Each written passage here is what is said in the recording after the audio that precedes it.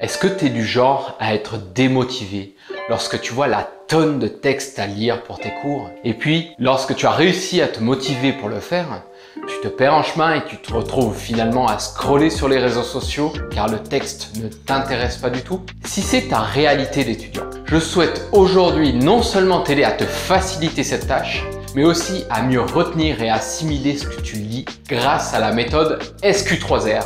Alors, reste avec moi.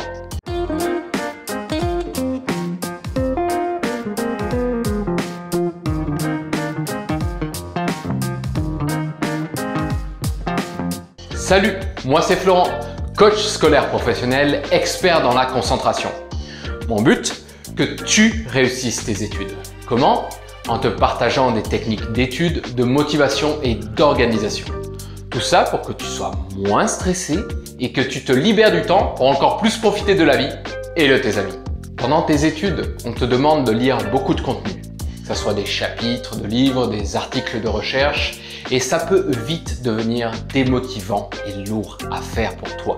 Tu te retrouves devant ton texte et au bout de 5 minutes, tu décroches et tu te demandes ce que tu viens de lire. Tu n'es plus du tout intéressé et tu préfères aller checker tes notifications sur ton téléphone que de gober tout le texte qu'il y a devant toi. Ça devient vite frustrant de devoir te coltiner toutes ces pages et n'y rien comprendre. J'avoue que j'étais pareil en tant qu'étudiant.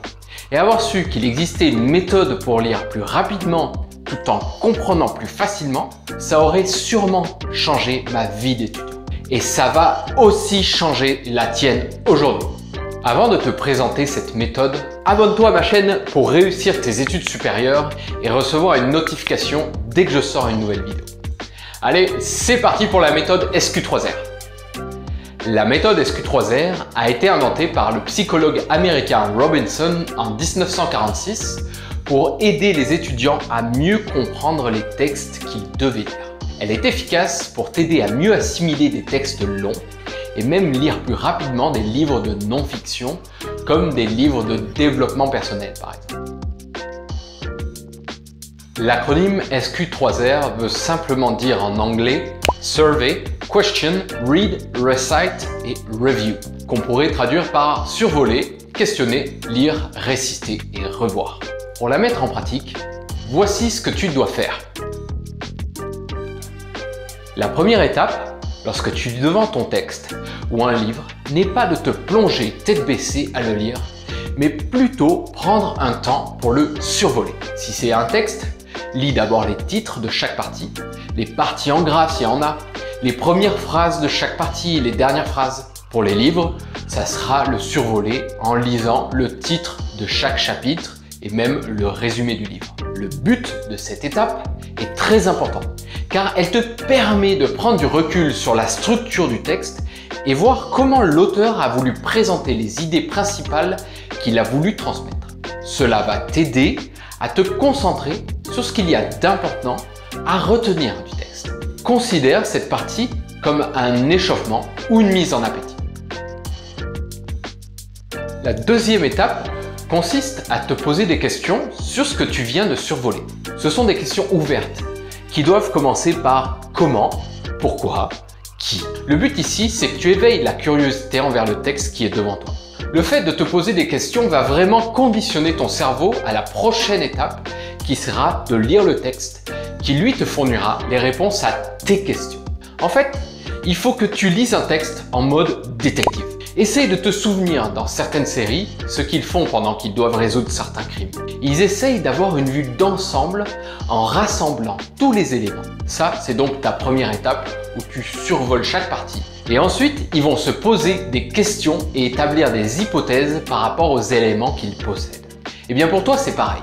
Donc, prends bien le temps de te poser des questions car ça va te donner comme un objectif de lecture et ça renforcera l'intérêt à lire le livre ou le texte que tu as devant toi. Place maintenant à la lecture du texte.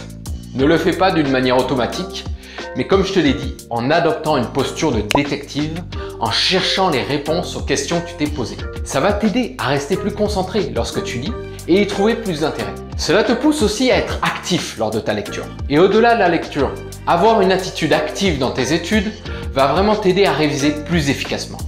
D'ailleurs, Si tu veux aller plus loin, j'en parle dans une de mes vidéos où je traite des 7 habitudes des étudiants qui réussissent.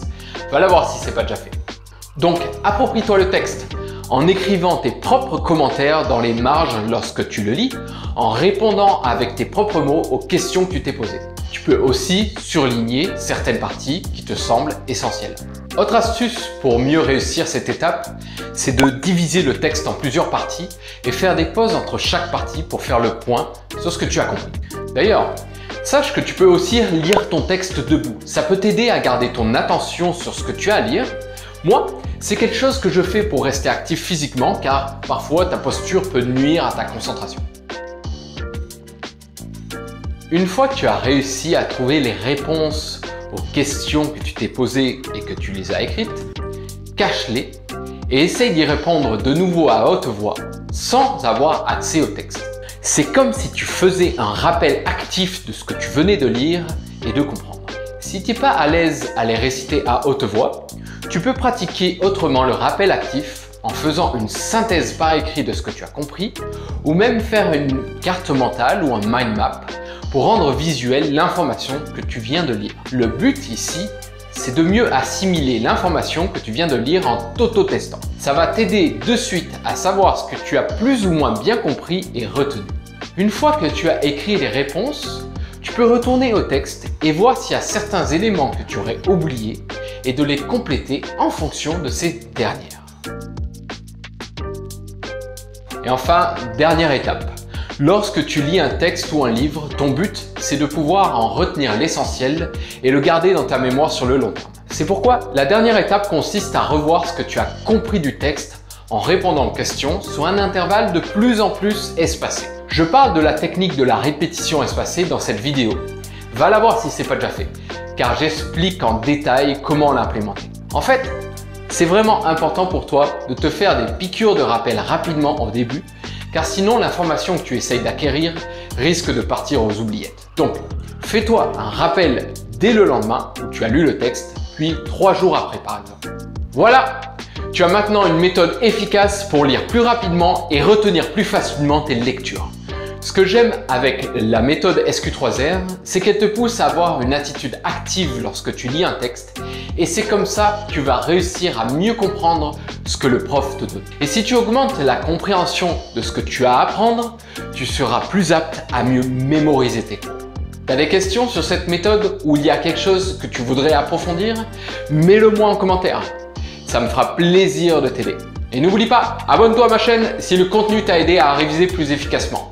Toi, c'est juste un clic et moi, ça m'encourage à produire du contenu pour t'aider à réviser plus efficacement. À la prochaine!